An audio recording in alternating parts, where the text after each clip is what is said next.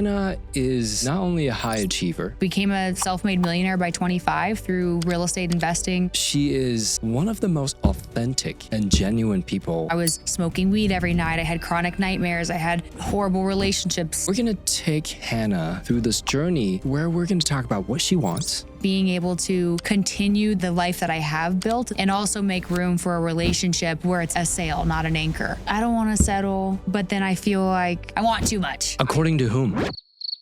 I guess me. Your mind's gonna give you what it guesses that you want. If you actually design what the top attributes are, it's of no chance that you wouldn't find the person.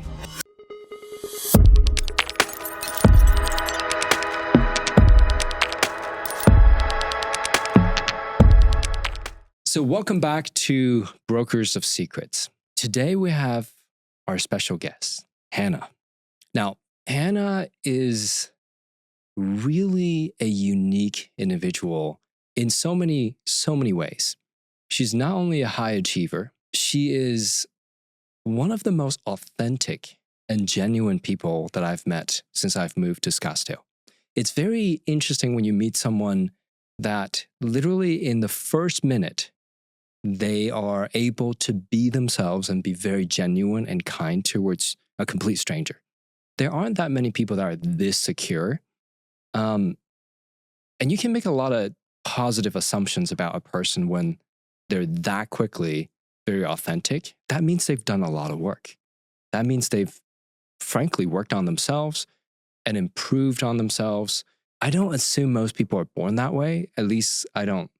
Definitely wasn't born that way. Yeah, I know I wasn't that way either, and I still got a lot to work on. The beauty about today, and I'd love for her to brag about herself openly and tell us a little bit about herself in a second.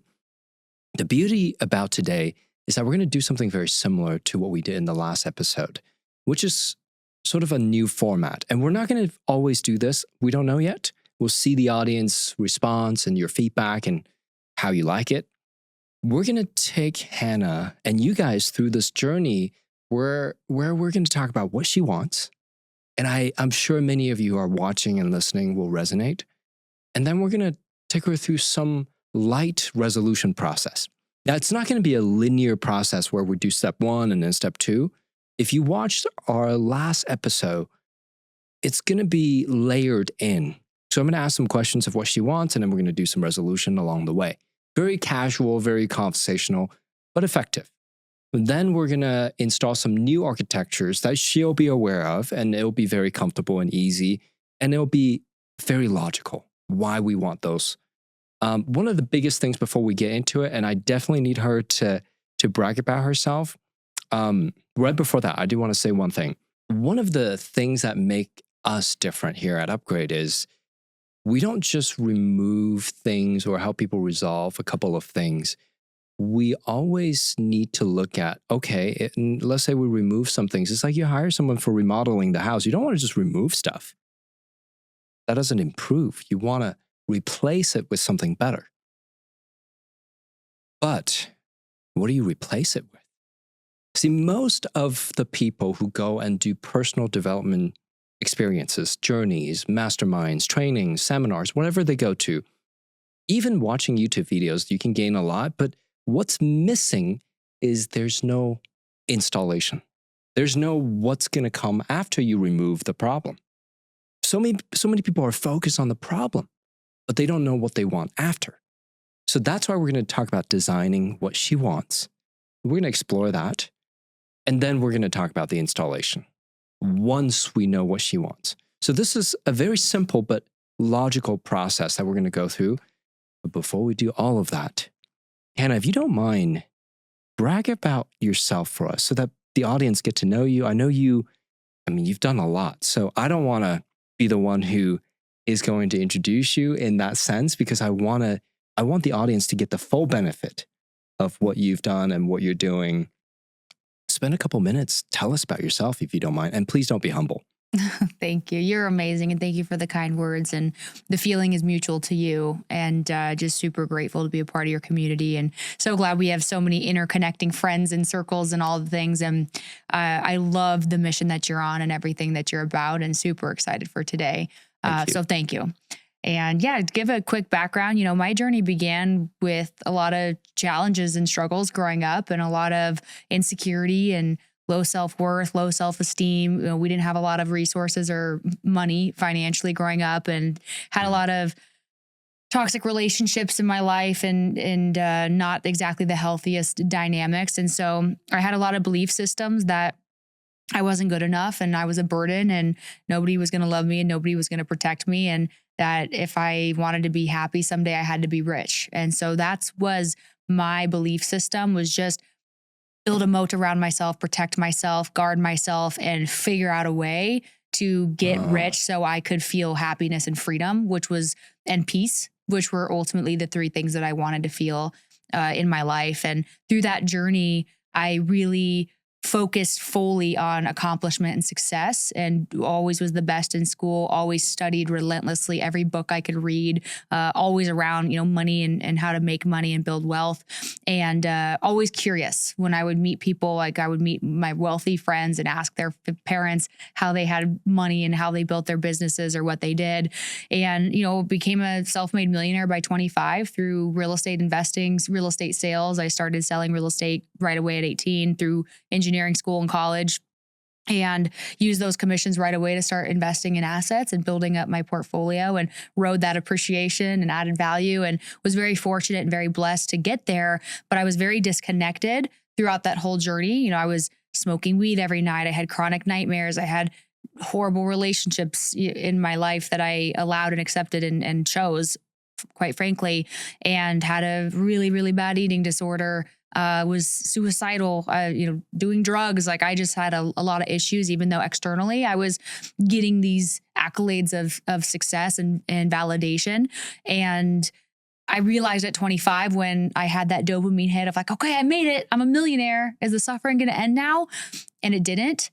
Then I was thinking, well, now what do I do? And I think for us high achievers, it's the easiest goal is to move the goalpost. The easiest thing to do is move the goalpost and think, I need more.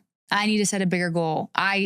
Inflation, $1 million isn't the same anymore. I want to get a G-Wagon, or I want to have a house in Spain or go whatever. Right. And then for me, I just accepted, okay, I'm just going to move the goalpost forward. That dopamine hit wore off real fast. I'm still in the same pain and suffering. And so I'm just going to stay in the same pain and suffering and numb out through more accomplishment, more success, and more numbing.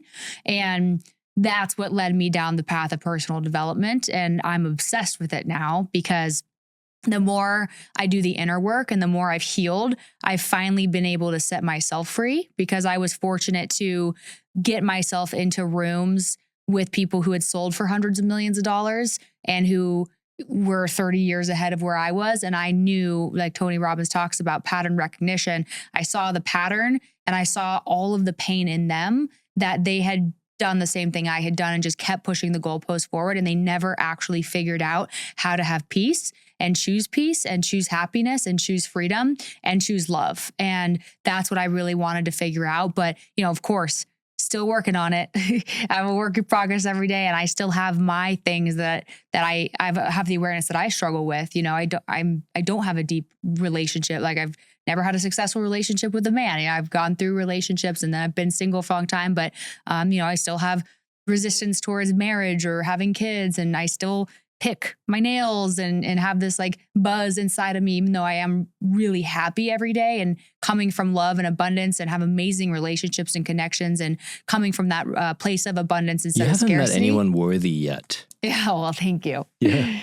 Yeah. So, that's where I am now, and just always obsessed with the art of becoming and how much we can develop as humans. I think it's our duty, because that's how we share our gift with the world, and that's how we help others elevate. So I love what you're doing is upgrade humanity. And yeah, and when we first met and you said, what's your 1,000-year goal? That really transformed the way I think. And I share that all the time with everyone. Awesome. That's awesome. Man, that was a perfect introduction. Thank you for sharing that. And I love how you still you still were being so humble and didn't say that much about your accomplishments. And yet you did talk about the accomplishments on the healing and helping yourself become the person that you are now, which is also very important. And frankly, sometimes I think that people focus too much on the financial accomplishments and not talk about what you just did. So paradoxically, I think thank you for sharing that. That was like perfect for the audience. And I think that a lot of people that are watching and listening may share very similar feelings. We have a lot of folks that have been listening and following us for a long time, many years, that either started where, similar places where you started, or they have landed where you started. And some are, frankly, like you said, looks like they're doing well on the outside, maybe sold a company or two, but they kept moving the goalpost. So let me ask you this question, because one of the biggest things behind moving the goalpost is that the goalpost or posts were never really what those people truly wanted. It seemed like what they wanted. It seemed like something that would give happiness, abundance, peace, and the other things that you mentioned. Which, if you could remind the audience, what were the top 3 things you mentioned that you wanted? Peace, happiness, and freedom. Freedom. That's an important one. So if I may, what does that look like to you? What do you ultimately want? And I'm not looking for a specific answer. It's just whatever comes to mind. Yeah. Being able to choose my reality and my world, who I get to spend my time with, what I get to spend my time doing, how I feel minute to minute or day to day, and the experiences that I get to have on this planet, and also the impact that I get to have. And that's true freedom to me. It's not freedom of like, I want to wake up at whatever time I want. I wake up at 5:30 to an alarm every single day, and I work 100 hours a week, but I love it. Like, I choose what I do. Right. If I want to go take a month off and travel, I do that, or a day or whatever. Right. So that's what true freedom is. And externally, like freedom of time, relationships, and money. But then internal freedom is what I really uncovered is the real freedom, because I learned that you can have time freedom, money freedom, relationship freedom, and still be miserable inside and still be living in a prison. And I had built my own prison in pursuit of freedom. And that's why I realized like freedom is an inside game, and so is peace, and so is happiness. But the financial piece is so important, because we can't have that without it. I mean, we probably can't. People will argue that you can, but in the capitalist society that we live in, and you need money to be able to create things and do things and have resources. I have found that when you pair those two, your external freedom and your internal freedom, that's true freedom for me. I'll bring up something that I don't usually bring up in a conversation like this, that I think that the audience and yourself may find interesting. So there was a saying by a lady named Dion Fortune that says, before you can ascend into spirit, you must descend into matter. And oftentimes, and there are many interpretations, but here's one that I believe is one of the correct ones, or one of the ones that is useful. A lot of people are thinking, if I just improve the inside, then life would be magical. But there's a reason this so-called physical world around us exists. It's a feedback mechanism. So the mastery in finance and in the acquisition of your external success is part of the mirror to gauge what's going on inside. So I think that oftentimes people go one way or another. They're like, oh, just external or internal. But I think what you're doing right now is doing both, which is really the path that many of Dion Fortune and many others who taught these very powerful principles throughout the ages, they have said, hey, look, we use the physical to interpret what's going on inside. It's really like a mirror. So now, if the internal is still not fully free when the external seems to be doing really well, then that tells us something a little different. Because emotions, as we have discovered, is a feedback mechanism as well. It's a communication device that our mind has with us. So if I may, I'll break it down for the audience so that it's a good framework. So the human mind doesn't process, well, consciously does not process all of the data we receive. It's a fraction of it. Some schools believe that it's 99% not conscious. Some school believes 90 or 95%. Well, the majority, big majority, it's not conscious. In fact, based on a recent research or study in 2024, Caltech, they said we process roughly 10 bits of data per second consciously, but we actually have 1 billion bits of data that comes through our sensory system per second. That's a massive reduction, like pretty much all of it, right? Well, but that last 10 bit is critical because that is what our mind filters. And then it's almost like, think of it like a pixel on the screen. And each pixel per second stacks up. And then throughout the day, the week, the month, we gain this full perspective of our reality. So that science is important because if we now see, okay, if our emotions aren't, or the feelings, the state aren't entirely free or at peace or happy, it has to do with a discrepancy between what we really want versus what we're doing. But if we begin to align them and reduce or remove the discrepancy, we can actually achieve the internal state of peace, happiness, and freedom as well. So I just want to bring that up because one of the resolution things that we can do in a bit throughout this process is to find what's missing between what you want, really want, that you may or may not be consciously recognizing or thinking about or sharing consciously all the time, versus what you really want inside. So we want to bridge that gap first. Then I think we're going to resolve a lot of things. If I may then, is there an evidence? Let's say you got what you want, that happiness, that freedom, that real, not just what other people think as peace, but what you actually feel as peace, right? All three. And let's imagine maybe I'm Aladdin and I came to you, I'm like, hey, you got 3 wishes. But you got to be very clear about what that looks like, sound like, feel like to have happiness, freedom, and peace. How would you describe that reality? It's a state of being. Okay. It's an energy. I think it's a frequency that we vibrate at and operate at and feel inside. And I think it can be felt through your presence, how you show up in the world too. If I may, I'm going to stop right there. So intentionally, you mentioned as a feeling, so it's a little elusive.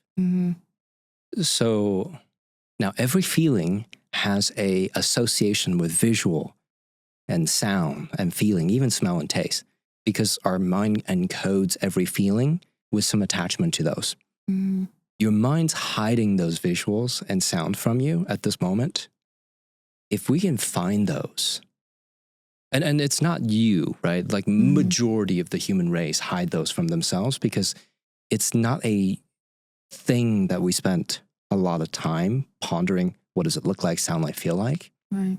And usually when we think of that, we're just like, okay, we think of it once. And if we don't get an answer, we just move on because we're like, okay, it's a state and I'll feel it when it comes.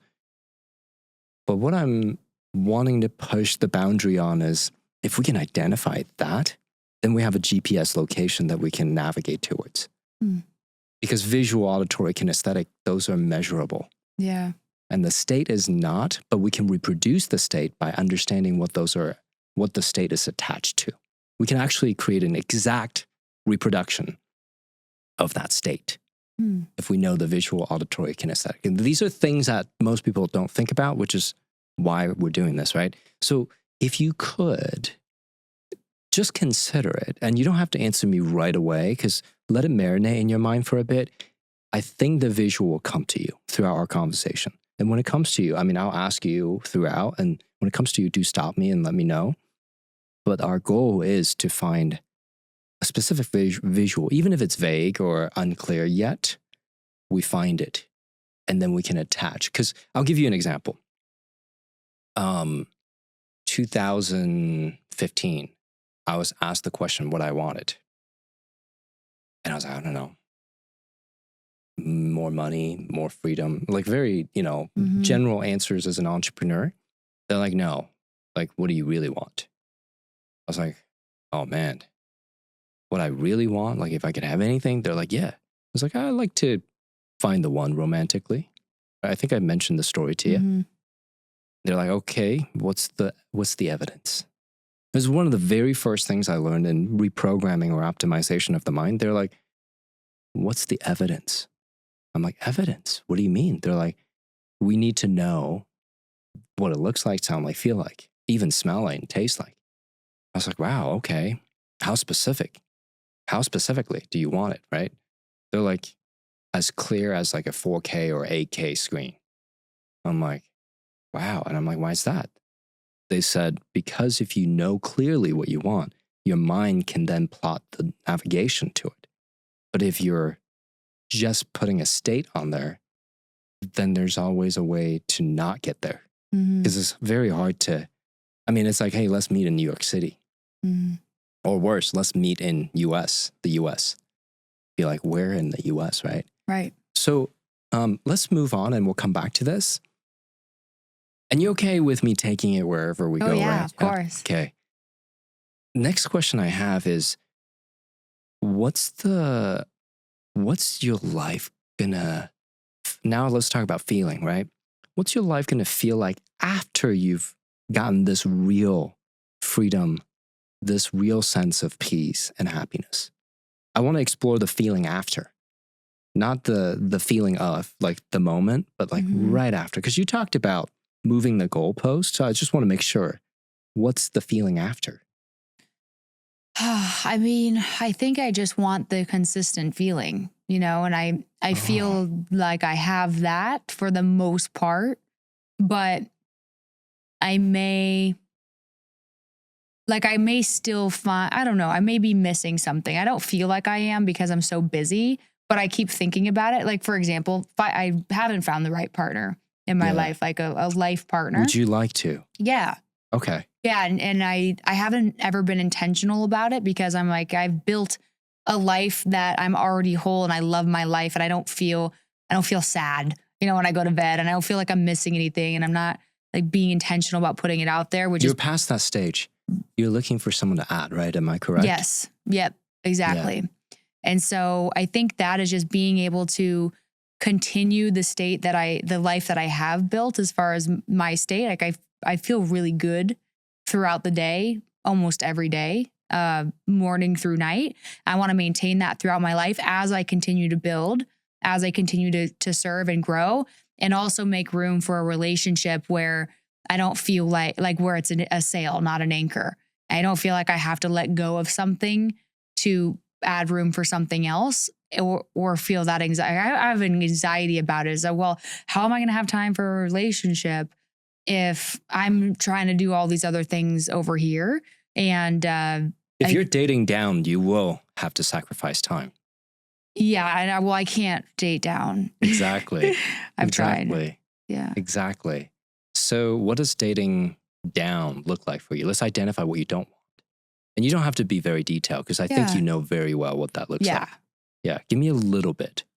Well, first off, somebody that's not aligned with my values and standards, where we have just mismatched values and standards. And I think I see myself now, I've built this. I built this version of who I am.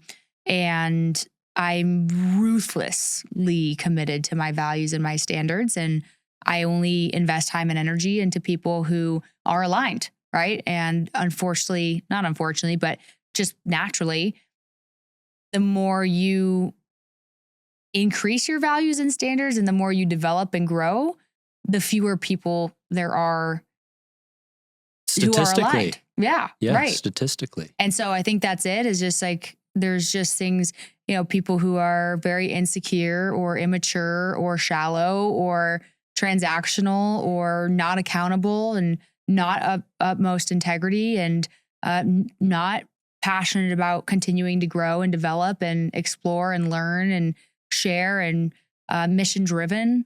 And, those are healthy body, mind, and spirit, like having high standards for all of those, and aligned body, mind, and spirit. And I know that's a lot of things, but I just know that these are my values and how I show up every day. And I would love to attract a partner in my life who also aligns with those. Before you go to what you want. Yeah.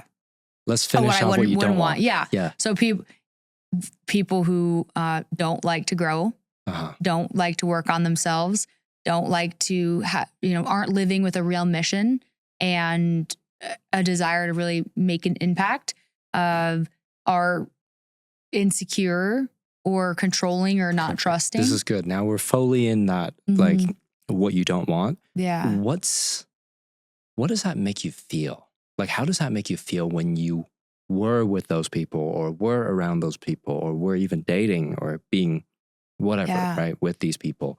I was in a cage or in a prison or... Could you close your eyes for a second for me?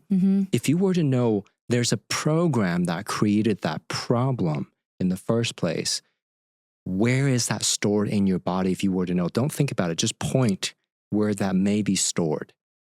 In my chest. Yeah, just point for me with your, yes, perfect. What color is it? Red. Size and shape? Could you use your hand to kind of show me what size and shape? A circle in the size of my fist. Okay, perfect. And what's the texture and material? Like ragged, spiky. Now, in a moment, I want you to reach in and grab onto it and give it a little light squeeze. And as you squeeze onto it, you should feel that familiar feeling in the past that you didn't like. You feel it? Okay, good. I can notice the state change. Now, I want you to grab onto it even tighter, and the feeling should intensify just a little bit more before we yank it out all the way. In 3, 2, 1, yank it all out. Grab it, yank it out. Wait, do the physical motion and actually yank it out. In 3, 2, yeah, there we go. Now, do you smell popcorn? You can open your eyes. Yeah. You smell popcorn. Interesting, good. Now, I want you to think about that old feeling and how it has been removed from you. Now because the program that created that old problem has been yanked out, let's find a replacement of who you naturally surround yourself with when it comes to dating people that you would potentially date. Let's talk about that. What do you want instead? Somebody who helps me, somebody who allows me to be fully who I am. And also is a mirror. Wait, hold on. Are you okay when this is done? Because when we do this, right, we look for the replacement program and we install it. The chances are you're going to find that person. Are you fully okay with that person showing up in your life? Yes. Yeah. And you're okay to recognize them and potentially develop something with them. Yeah. Okay. I mean, it's still a choice at that time, right? Yes. Yeah. I feel like my heart is open. It wasn't always. I had a lot of work to do on myself. Yeah. And, you kind of attract a mirror of who you are, right? And anyway, that's a whole... Or who you were because the program was never removed. Because unless you deliberately change the program, sometimes they don't update themselves. Yeah. It's like you get on your phone, some apps they just don't update themselves. Right. And you think that's still how you are, but they're not. They're just somehow you didn't update them. So there's no fault. It's just a old program that let's remove it, now replace it. Yeah, that makes a lot of sense. Yeah. So what would you want? Somebody who fully accepts me for who I am and isn't intimidated or put off by my strength and my dreams and my goals and the ambition and drive, the relentlessness in me. I know it's a lot, but it's just how I am and who I want to be. And somebody who challenges me to get better and allows me to challenge them to get better too, and always be helping each other rise and become a better version of ourselves. Somebody who is secure in my love for them and also my desire for them, and also just secure in who they are and not, somebody that isn't jealous and doesn't demand certain things or time or attention or explanation or uh, it's like when we're together, we're fully there and we're fully present, but we also both have our own things that we're building and creating and doing. It doesn't have to be we're each other's half that makes it whole. It's like we're both whole and we help each other continue to grow and expand and help each other accomplish our dreams, our shared dreams and our separate dreams. Yeah. And somebody who loves health and wellness and spirituality and invest the time into themselves to feel their best and show up their best for themselves and also for me and also for other people in the world. And who's very honest, very authentic and very honest and communicates when they don't feel good or when they are confused about something or when they want something and desire something or fear something. I got the picture. Yeah. Could you well, not just explain with words, but could you visualize this person for me and describe the visual? I mean, I'm assuming there are visual attributes. I definitely have a type. Yes, tell us. Yeah. I mean, you don't have to get into details because. Yeah, I mean, I will. Okay. But this has been my challenge historically. Is generally like I'm at a point now where I have some really incredible men in my life that are platonic, right? Yeah. Business or friends or whatever. And they're amazing. Like they're like everything that I would want emotionally and intellectually, but then I'm not attracted to them physically. Which is very important. And you can have it all. Right. You can have it all. Keep going. Yeah. And then the guys that I'm attracted to physically, they're not who I would want emotionally they're or losers. Yeah. Okay, that's fair. So that's my predicament. I'm like, there has to be my match out there that is all the things that I feel like I've built myself to be and that I would want to attract. Like there's gotta be one, right? Hopefully. But yeah, my type, I like to feel small. So I like tall guys. And I like. Give us a height specifically. 6'3" or taller. Okay, perfect. Yep. Keep going. And you, just so you know, right? Like, I mean, and I think everyone should assume this. We can have what we want. Yeah. We can desire what we want. And the thing is, if people feel judgmental, it's because they are not letting themselves have what they want. Right. So if someone's listening and they're like, oh, of course, tall guy, right? Yeah, I know. But they're not letting themselves have what they want if they're thinking that. Yeah. So this is a judgment-free zone. I'm a tall girl. Yeah. Yeah, why not? You should have what you want. Okay. Yeah. So tall, 6'3" or more. What else? Yeah, ideally. Yeah. Fit. Okay. In very good shape. Very important. Yeah. A bright energy, not a downer energy. Just bright, bubbly, like fun. Makes sense. I don't really mind if they're blonde or brunette. Okay. I'm attracted to both. But generally dark hair is my preference. And I like white guys. I'm into white guys. So like a David Beckham at 6'3". I can't even picture what he looks like right now. I'd have to when look he him was up. younger in his prime. I don't even know. I'd have to look him up. What about Brad Pitt in his prime? Yes. Okay. I think so. But he's only 5'11". I'm pretty sure he's, So taller version of him. Yeah. Yeah. I like a guy that 6'5", 6'4". This is amazing. This is really important because I think that oftentimes men and women are shamed by sharing what they want visually. Yeah. And physically. And this is absolutely the critical component because the reticular activation system, which is like the filter of our mind, cannot just filter emotional attributes. It needs visual cues. So if in any way, shape, or form, any of us who are listening or watching feel like, oh man, I can't have it all, then we create a world where we only have one or the other, which is not what we want, right? We want to have all of the above. So let me ask you this. What else? Are there something that you're like, man, even if he had all of those, but physically maybe if he's missing these things, then I'm not okay with it. What would those things be? Oh, well, I went on a date a couple weeks ago. Okay, tell us. And I ended it the next day. So value. You ended the date the next day, or well, you I ended mean, I just didn't hang out. Okay, you know, got it. I had a conversation that we weren't aligned. That's right, fine. and in a nice way, but just I'm just honest. That's and right. So, Okay, got it. So yeah, so this was a guy that, and I've been single for a while. Okay. Like maybe almost a year. Okay. And before that, I was briefly with somebody and then was single for like a year before that. Got it. And so my last serious relationship was maybe 4 years ago.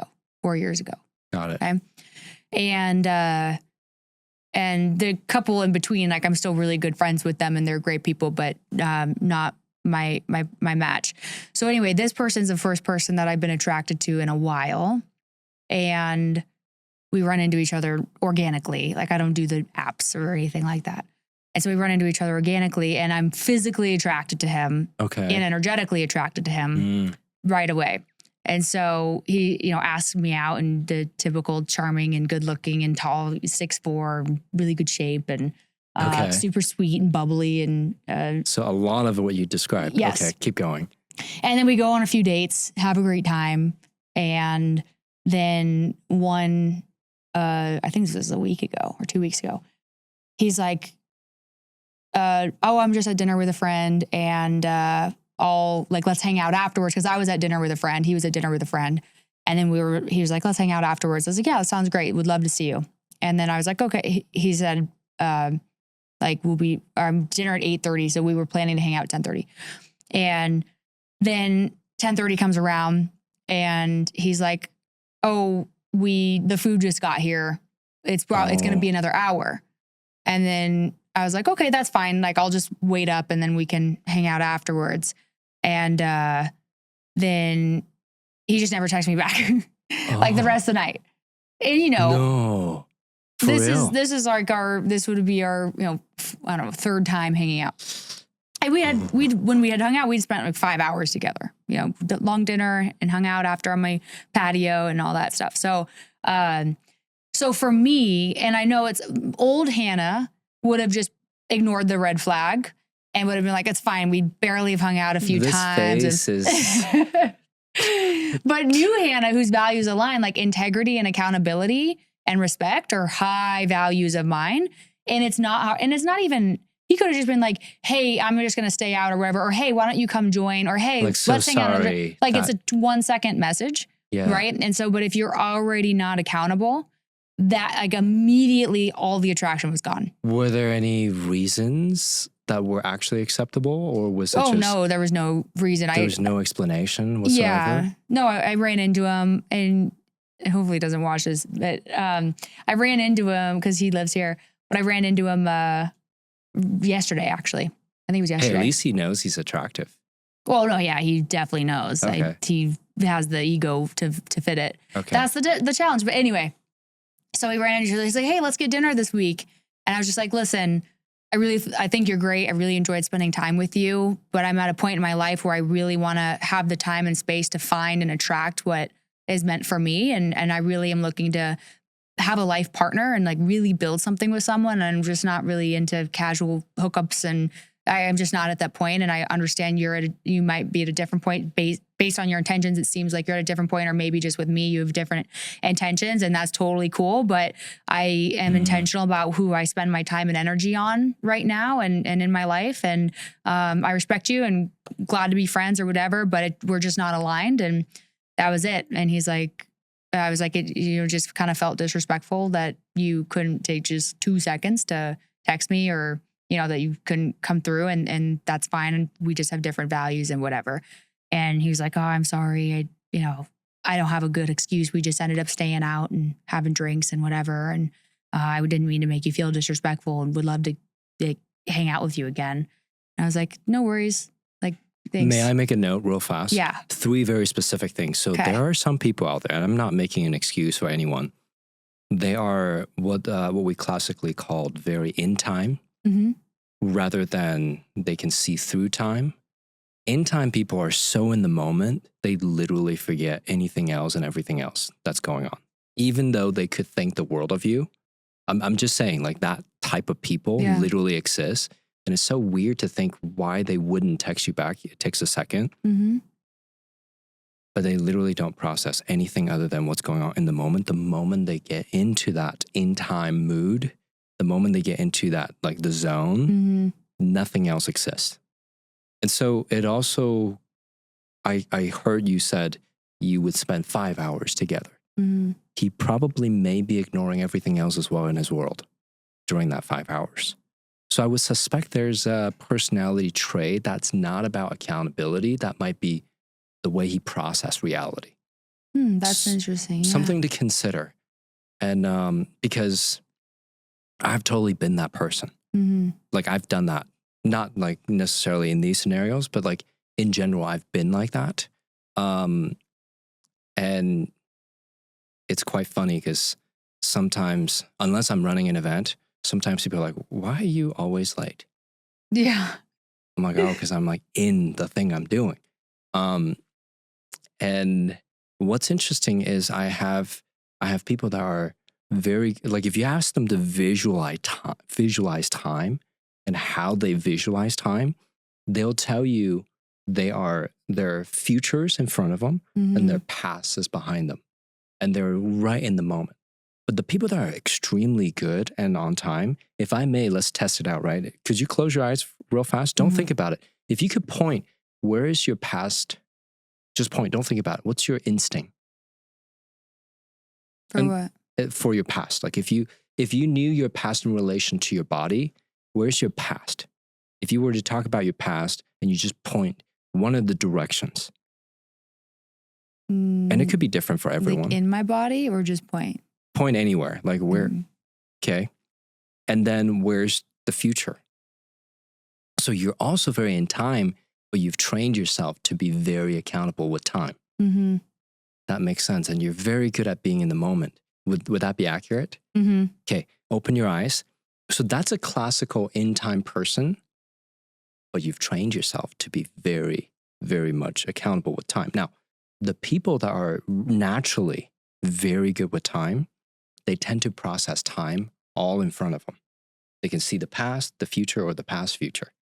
And it's not like 100% of the time, but I've never seen it not work. Now, you can train yourself to be very accountable with time or not. This person may just have never trained themselves. Yeah. I mean, anyway. But it bothers me. Of course it does. Because you've gone through the training of getting yourself very on time, right? Yeah. And I think that's just like a values alignment.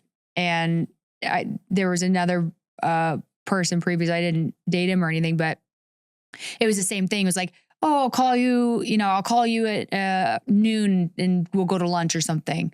And then it's 4:00 and then they call, right? So just little things like that. It's not the fact of, all the fact is respecting somebody else's time. There we go. Yeah. Okay, that's what I wanted to get out of you.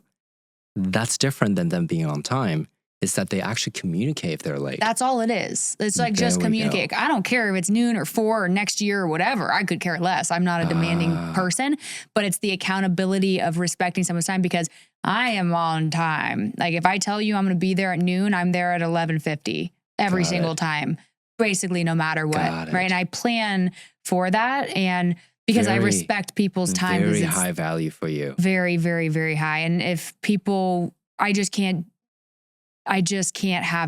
don't have people close in my life that don't respect other people's time or that I can't hold account. Like if I say I'm going to show up somewhere, or if you say you're going to show up somewhere and you don't show up, I just can't have you in my life. Like, of course life happens and there's emergency situations, but if that's just how you are all the time, it makes my blood boil inside.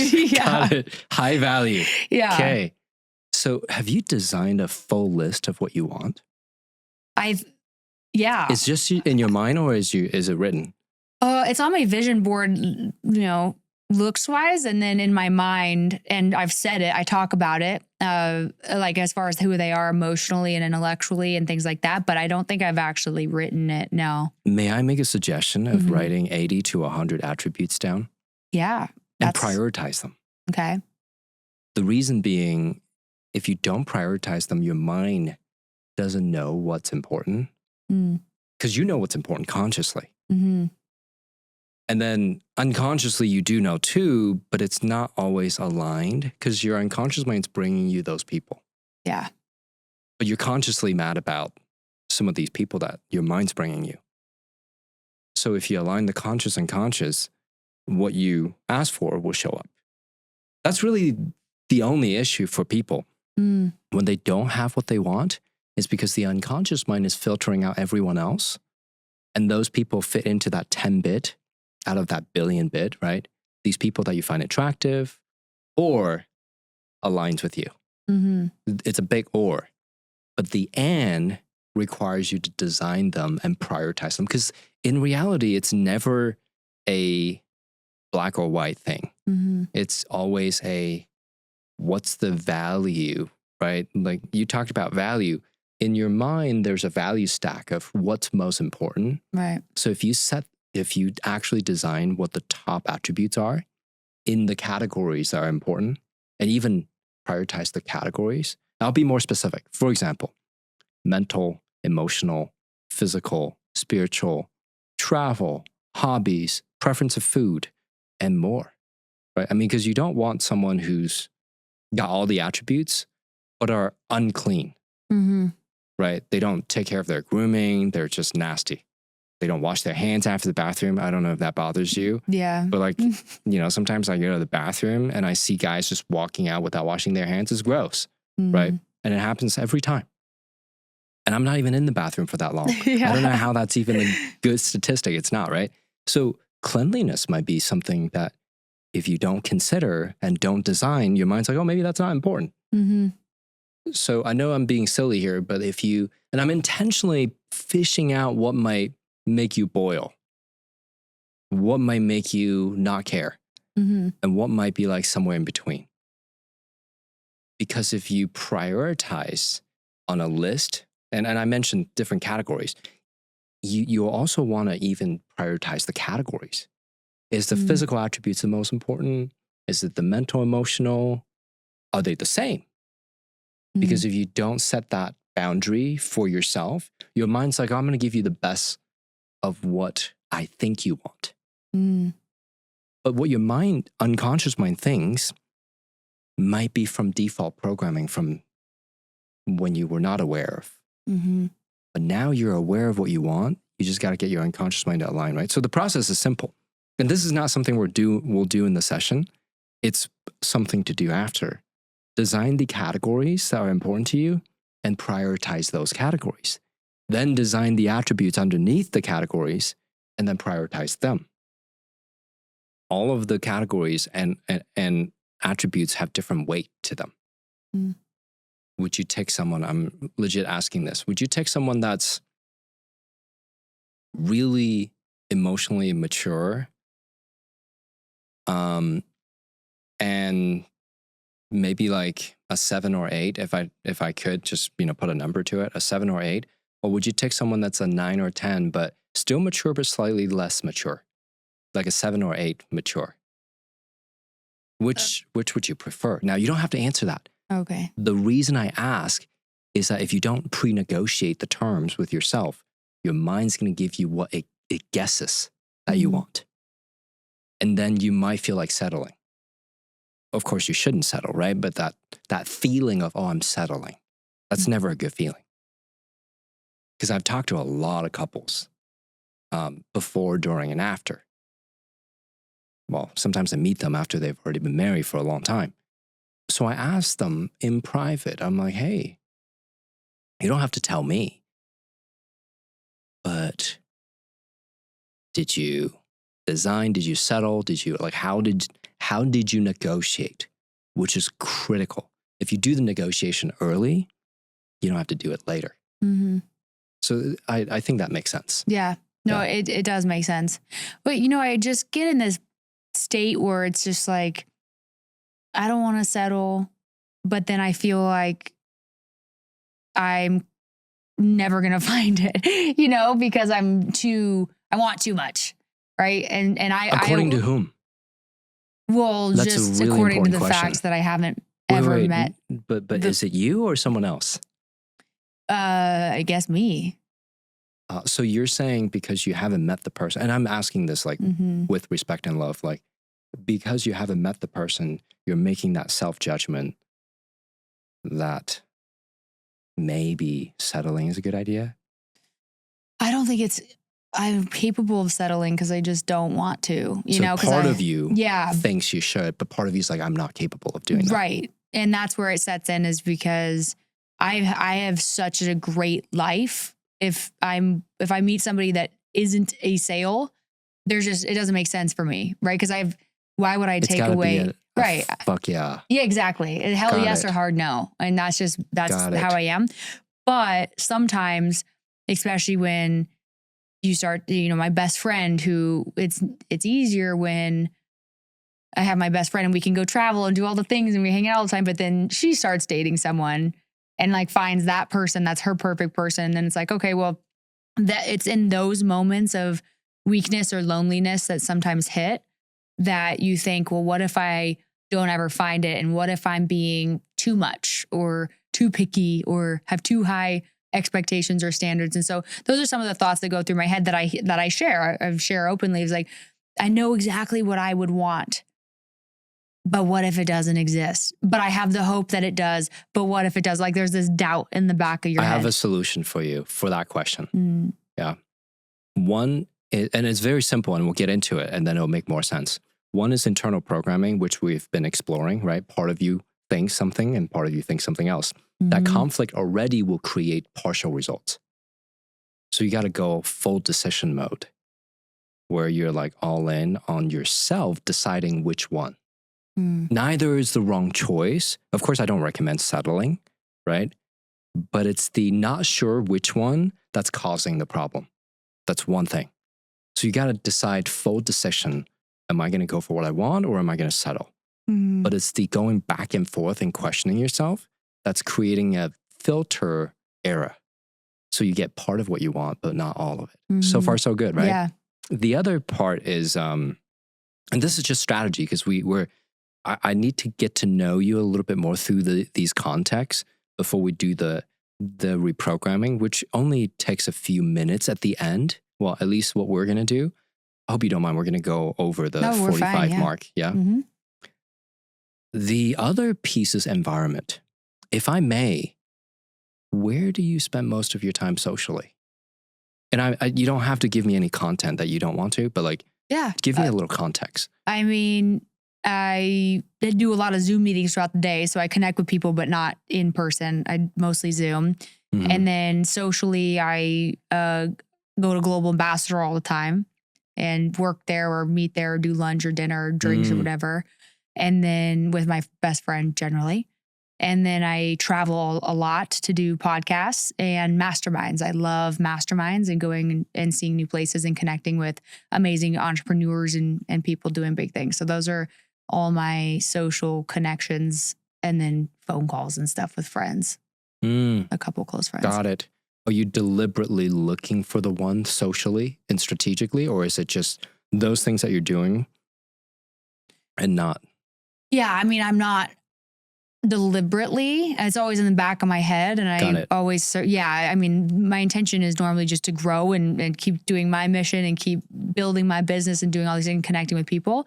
But I surround myself with really great people, like in great masterminds and different groups and rooms and high quality people. But yeah, the intention behind it isn't to find someone. The intention is more around like business and growth. I'm going to say something totally politically incorrect, and I think you'll understand why. So one year I did a test. I was thinking in my mind, I was like, you know what? I don't really do marketing for my business.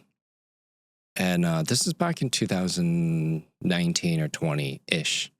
I was like, you know what? I just need to design people that will naturally bring me a lot of referrals. And then I was like, but what kind of client would naturally bring me a lot of referrals?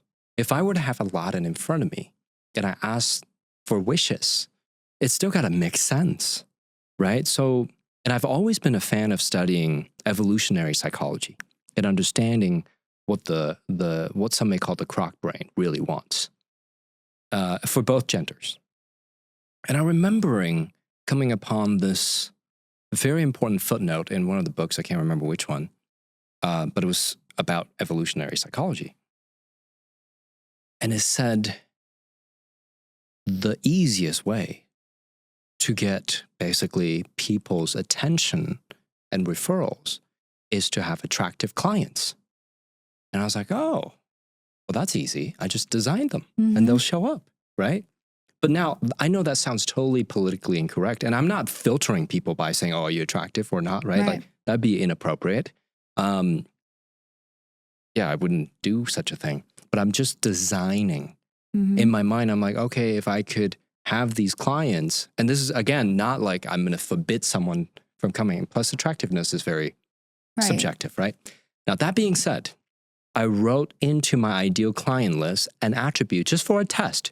For that specific year, I wrote down attractive, like very attractive clients. So fall of that year, and I forgot about it. I wrote that, forgot about it. We did a training. And I was sitting in the training, you know, and then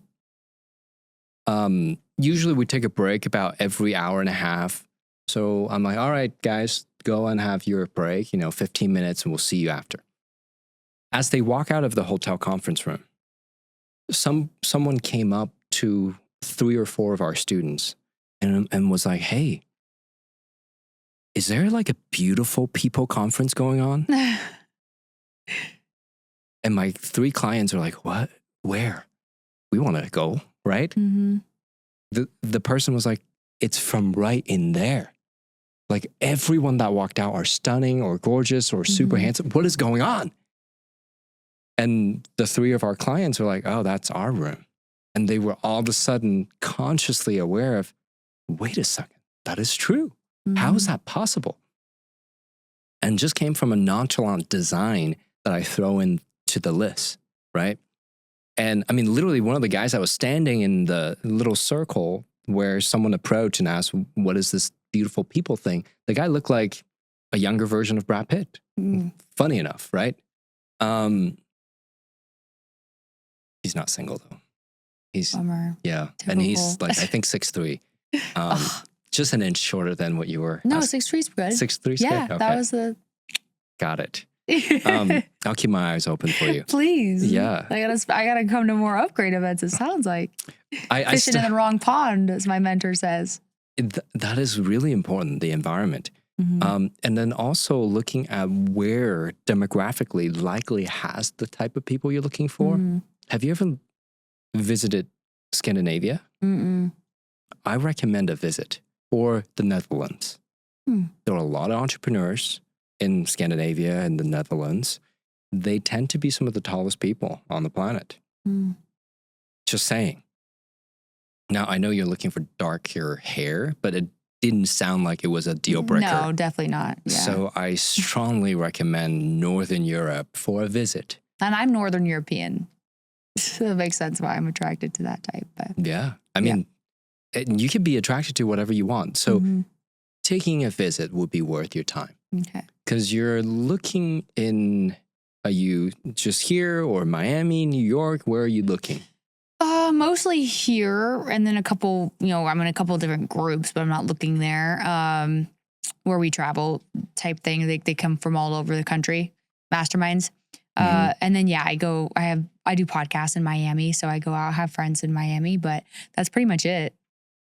Yeah. So looking at the environment of where you're going and the natural genetics of the region, obviously this is a generalization, right?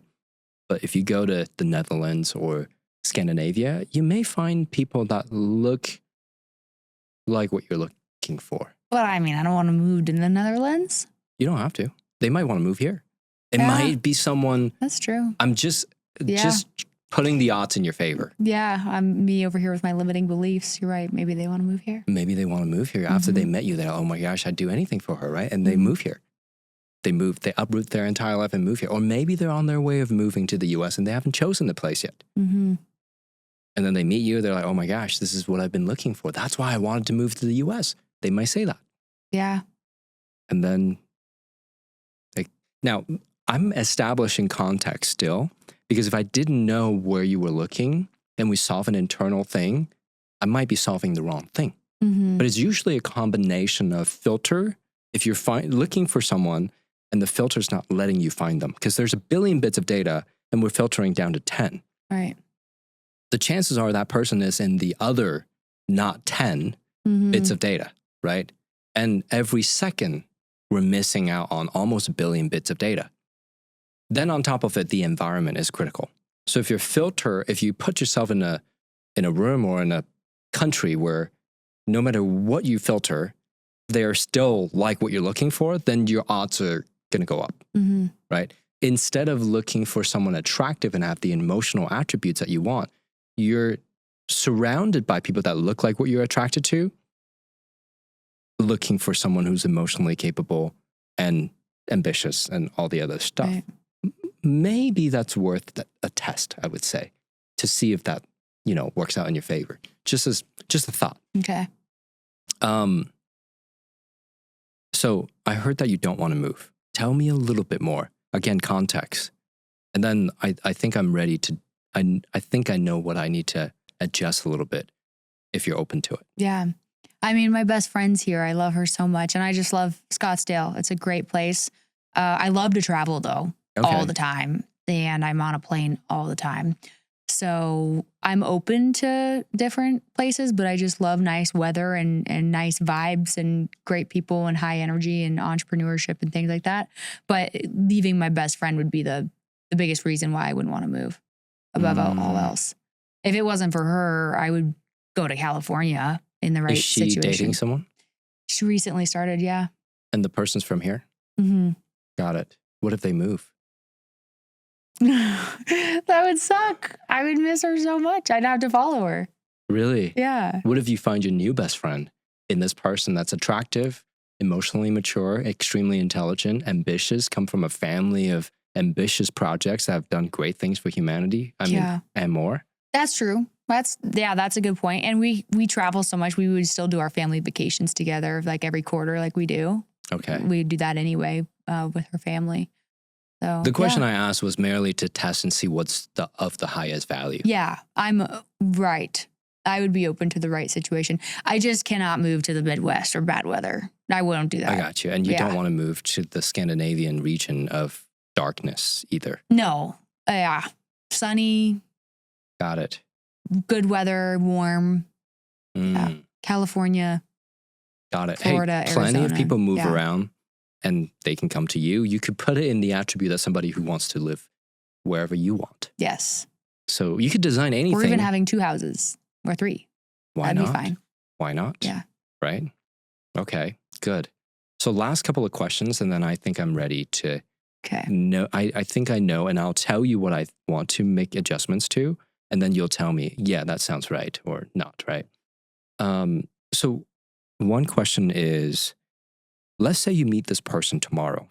Would you be ready to, not saying get married, but like, would you be ready to commit? Mm-hmm. Yeah. That's a very congruent yes. That's cool. Yeah, okay. I definitely couldn't have always said that. But at this point, yes, I feel like I am very aligned and ready and I'm not afraid of committing if it's the most aligned person. Like I'm still afraid of committing to somebody that I regret committing to type thing. But I feel like I'm aware enough at this point where I wouldn't make that mistake. You know, to answer that or address that real fast, most of the time when we do business in general, we have an agreement, right? Usually that's very important. And frankly, you meet more good people than people that try to screw each other anyway. But an agreement is still just a good way to remind each other what is going on, right, in business. Well, there's the same thing when it comes to finding the one, but the agreement is not between you and the one, but between you and your unconscious. Because sometimes we're like, oh, I want that. But your unconscious mind is still running the outdated 3 years ago, that's what I wanted. Because we never updated it, right? Right. So what we want is almost like a legal agreement between you and your unconscious mind by design.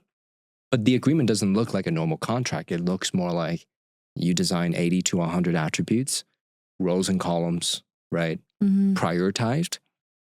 But one more thing is that you want to ask yourself the question, if there's something that is let's say you have all of these attributes.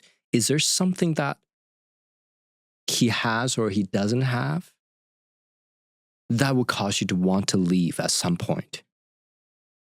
Like an attribute? Yeah, like an attribute. Let's say you have all the attraction physically. They're very respectful of you and your and other people's time. But here's the caveat, right? If they are a little too concerned of other people's time, but not yours, then you could see where that could become an issue in the future when you guys have gotten comfortable, gotten married 5 years down the road, and they're like, client needs my time. I'm going to have to peace out for 6 months. Obviously not ideal, but it's the design of he's respectful of people's time. But who are the people, right? So getting really specific in the design is critical if you think in advance. Yeah. Right? So are there something like that you're like, oh my gosh, if I didn't put that in there and it shows up, I would not want to stay? Because we want to mitigate that right at the beginning. I mean, the biggest ones for me is just honesty, like integrity and loyalty. Those are super important to me. And I don't need... Pause. Okay. If I may. And I'm intentionally interrupting this program. Yeah. Was there, and you don't have to tell me what happened, was there anything or anyone that ever existed in your life that caused you to ask for that? Oh, yeah, for sure. Makes sense. Let's remove that program because it's like air. You don't wake up saying, I need air. You just breathe. So imagine having all the people that you meet that are attractive, that are smart, ambitious, doing big things, and respectful of time, and all of the other things, right? And they naturally are just loyal. That's just like how people are. I think that if that becomes the norm rather than the exception of the rule, like being loyal, I think that would be good as a program, right? Okay, that's very good to know because we'll remove that piece because that'll make it easier for you to go deeper faster, wouldn't you say? Anything else? I don't know, just liking to explore, travel, explore the world. Don't want someone boring. Yeah, and laughing, having fun, and likes to grow. I just love deep conversation. And so like me and my best friend, we talk almost every day and we just talk about all the things we learned and experienced and thinking about and ideas and all those things. I just love that. And I feel like sometimes I've lost interest very quickly in a guy, even if they were nice and even if they were good looking. Because they can't go deep. Yeah, it's like very surface level and it just kind of gets dull. So I think I know that's very important to me is just that constant growth and exploration and sharing that with each other because I get very bored with surface level conversations or just the same conversation every day. You know, how was your day? Good. How was yours? Good. Very boring if that's the case. Yeah. Especially after many years. Right. Go ahead. I haven't even turned on a TV in years unless to watch a podcast, but I don't even do that. I listen to them usually, but yeah. So how was your day? Good. Let's turn on the TV and rot for 3 hours and go to bed. I'd rather not ever do that. And so I like to talk. I like that quality time. It doesn't need to be a lot of quality time because I work so much. I mean, usually people complain that I don't have enough time or I travel too much or things like that. But when we do have that time together, like real quality conversation time to just explore ideas and learn about each other more. And sometimes I'll even pull up questions, just deep questions to ask with my friend and just explore ideas. You know, like that's something that curiosity. I love that. Yeah. And I feel like a lot of couples don't do stuff like that. And that's important to me. Got it. Got it. Okay. And you want that early on or you want that throughout? Just easy conversation and exploring ideas, new ideas all the time and just sharing experiences and that open, communication. Another thing I've seen in couples, I have most of my clients and like people in my world, they're mostly wealthy, successful men. And unfortunately, and maybe fortunately too, but unfortunately I see, throughout all the years and the different businesses I've had from construction and real estate and finance and all these different things, I've seen a lot of relationships that I would never want, where the mom kind of raises the kids and stays at home and has no idea what's going on in this world, in his world. And he doesn't really share anything with her about anything. And sometimes there's, not loyalty or not integrity, or they're just closer. They have closer relationships with people outside of their home. And so I always just wanted to have a best friend that I could really share everything in life with and share all my ideas with, and my day and my business and my failures and my wins, and have them share that same thing. And I feel like a lot of relationships I've seen, it's almost like they have their own separate roles and they're not really best friends. And, even on podcast I was just on, he's like, no, you leave business at business and you don't bring it home. But I'm like, no, I want to share everything with my partner and hear about their fears and their desires and their wins and their losses and their stresses and all those things. So I think that's important. And you can have what you want too. Mm-hmm. Right. Yes. Okay. Got it. So those things are important to list out. The things that you didn't think about too much that are currently on the list that you're conscious of. Because think about it, right? If you were to just talk about what you want, usually our mind can contain 6, 7 items, maybe 10. But we don't usually talk about 80 to 100 things. But when you're not consciously arranging them, then your mind just thinks, oh, it could be maybe this is more important, maybe that's more important. So in summary, it's not that those people you want don't exist. It's that the mind's unclear on priorities. And when you get clear, it's of no chance that you wouldn't find the person. It's of no chance. I've never seen it not work. It's about the priority setting in the mind. Yeah? I feel like something is going on inside of you. Could you share? Yeah. No, it's exciting. Yeah. I just love your conviction. And that's what I talk about is my tagline is I want it all, and it's not in a selfish, greedy way, but don't settle. That's what I stand for. Yet I still have the conflict in my own life where I question my own settling, and my own belief in having it all. So it's cool to see your conviction in that, and it inspires me and strengthens my own belief in it. Yeah, settling is merely a term, an easy way to almost escape the analysis of the internal priority system. And I'm speaking like it's an engineered product, because in a way it is. It's really just internal arrangement. And when it comes to finding the one or finding anything in life, it's not really finding, it's changing your filters. And so in the closing minutes, what I want to do is I want to help you adjust the filter a little bit, because we remove the old filter. I want to help you adjust the direction of this new filter that has everything you want. And then now you still got one piece to do, which is the design, right? Because we're adjusting the new filter to accept what you design. So you can update it. You can go on a day, you're like, oh, I would like to add this. Totally can. And considering that we live in a world of billions of people, and I have met many men. Of course, I don't know exactly everything that you want, but I have met many men that would fit what you've designed or what you've told me that you want. Are they single though? Because that's the other kicker. They can't be married. When you met them? Yeah, when I met them. I don't know of their status now, right? But yeah, I run into guys that are capable, attractive, ambitious, want to do great things, genuinely kind, patient, way more on time than myself, and frankly, so wonderful. Like just meeting them, I'm like, oh, I admire this person. It's so wonderful to be around them, right? They totally exist. They totally do. Let's do some filter adjustment. This is a very simple process. And first off, I'll mention when you go home, as soon as possible, yeah? Could you write that list?